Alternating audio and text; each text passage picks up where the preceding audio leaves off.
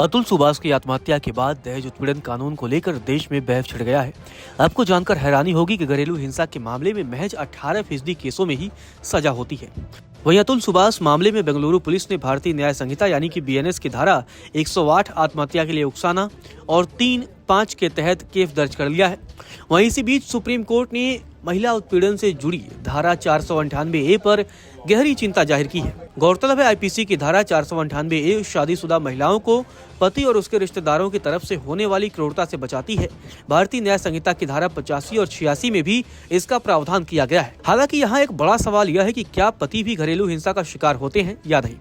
इस बारे में नेशनल फैमिली हेल्थ की एक सर्वे आई थी, जिसके मुताबिक 18 से 49 साल की उम्र की 10% महिलाओं ने कभी न कभी अपने पति पर हाथ उठाया है, वो भी तब जब उनके पति ने उन पर कोई हिंसा नहीं की।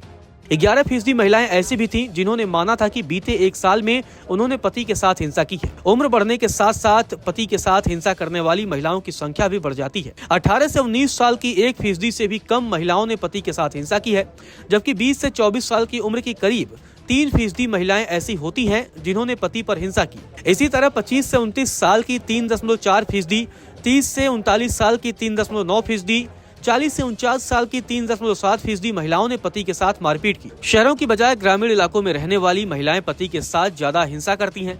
शहरी इलाकों में रहने वाली महिलाएं 3.3% हिंसा करती हैं, जबकि ग्रामीण इलाकों में ऐसी 3.7% महिलाएं हैं। घरेलू हिंसा से जुड़े कानूनों पर सवाल इसलिए भी उठते हैं क्योंकि इनका इन्क्विजिशन रेट काफी कम है। NCRB की रिपोर्ट के मुताबिक घरेलू हिंसा कानून और धारा 498A में कन्विक्शन रेट सिर्फ 18% है, यानी बाकी मामलों में या तो आरोप साबित नहीं हो पाता या फिर सेटलमेंट हो जाता है। घरेलू हिंसा से जुड़े कानूनों पर पहले भी कई बार अदालतें सवाल उठा चुकी हैं।